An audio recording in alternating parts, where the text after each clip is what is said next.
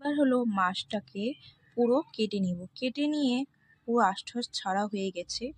এবার হলো মাছটাকে কেটে নিয়ে প্রচুর 3 বা 4 বার করে ধুয়ে হলুদ লবণ দিয়ে মাখিয়ে দিব, একটু সামান্য সর্ষের তেল দিয়ে মাখিয়ে দিব।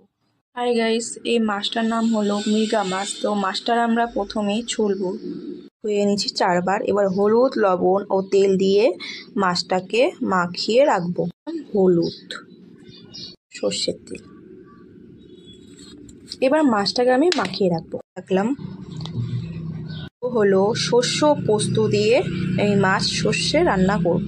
পোস্ত দিয়ে দিলাম, এবার শস্য দিলাম। তো গাইস, আপনারা তো মশলাতে বেটে খান, তো মশলা না বেটে মিক্সচারে বেটে খাবেন, দারুণ লাগে।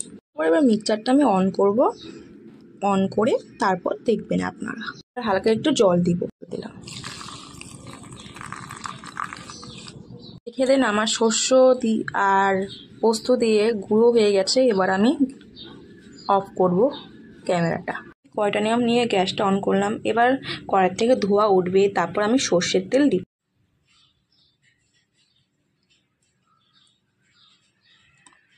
তো গাইস দেখে নেন, আমি এখন তেল দিলাম। তেলটা পুরো লাল হবে। লাল হওয়ার পর এবার মাছগুলোকে ভাজবো। লাল হয়ে উঠছে ধোয়া। তো এবার মাছগুলো আমরা ছেড়ে দিব। নাড়া যাবে না, কারণ মাছগুলো যদি আপনারা বেশি নাড়ান তাহলে মাছগুলো পুরো ভেঙে যাবে আর খাওয়াও যাবে না। এরপর আমরা মাছগুলোকে লাল করে ওঠাবো। পুরো লাল হয়ে গেছে। এবার মাছগুলো আমরা উঠে দেবো। আমরা মশলাটা রেডি করব। তো প্রথমে দিব লবণ দিব, এবার দিব হলুদ লাগবে, 1 চামচ লাগবে। লঙ্কা করার পর জিরে দেবো। পোস্ত বাটাটা দিয়ে দিলাম। পুরো নাড়ায় অল্প জল দিব, অল্প